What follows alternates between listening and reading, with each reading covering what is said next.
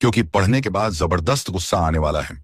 क्या आपको पता है 1967 में भारत ने चीन के 300 सैनिक मार दिए थे?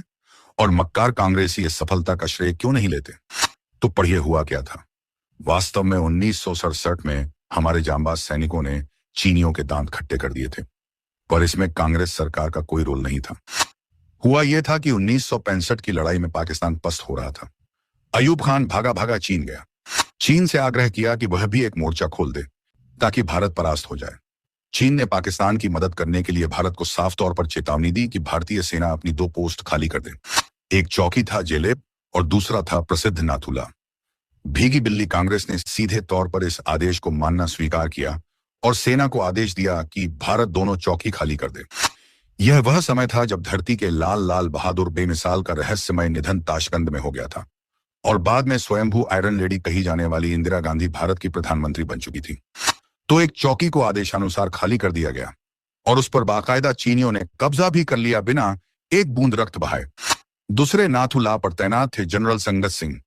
उन्हें कोर मुख्यालय प्रमुख जनरल बेवूर ने आदेश दिया नाथुला खाली करने का, पर जनरल संगत सिंह ने उस आदेश को मानने से साफ तौर पर इनकार कर दिया। आगे की कहानी आपको अत्यंत दुखदाई है, खून के आंसू रुला देगी।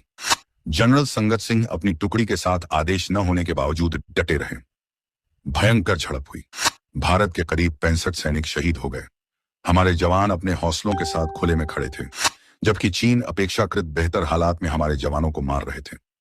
जानते हैं ऐसा क्यों था? यह इसलिए था क्योंकि भारतीय सेना के पास वहां तोप थी, लेकिन उसे चलाने का आदेश देने का हक भारतीय सेनाध्यक्ष को भी नहीं था। फिर पढ़ लीजिए, तोप चलाने का आदेश सेनाध्यक्ष भी नहीं दे सकते थे, चाहे आपके कितने भी जवान मारे जाएं। यह अधिकार सीधे प्रधानमंत्री के पास था। उनके आदेश से ही तोप चलाया जा सकता था। यहां सैनिक वीर गति को प्राप्त हो रहे थे और पीएम मैडम किसी भी तरह इसे इस्तेमाल करने के मूड में नहीं थी। फिर किसी भी बात की परवाह किए बिना जनरल संगत सिंह ने सीधे अपने सैनिकों को इसको तोप इस्तेमाल करने को कहा। उसके बाद तो भारतीय सेना ने चीनियों पर ऐसा कहर बरपाया कि देखते ही देखते चीन के 300 चीनी जवान वहां एक तरफा खत्म कर दिए गए थे।